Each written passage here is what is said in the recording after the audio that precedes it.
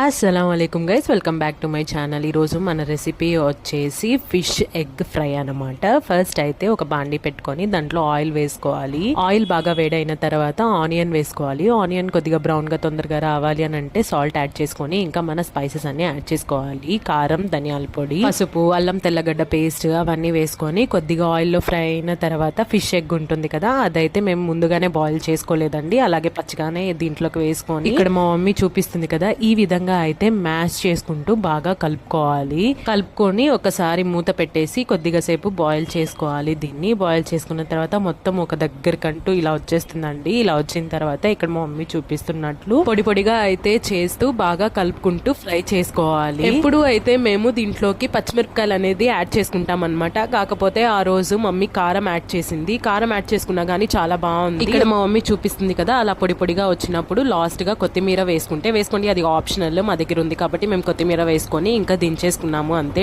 Taste మాత్రం చాలా అంటే చాలా బాగుంది. ఒకసారి ఇలా ట్రై చేయండి. అలాగే నచ్చినట్లయితే నా ఛానల్ సబ్స్క్రైబ్ చేసుకోండి. Thank you so much. Bye.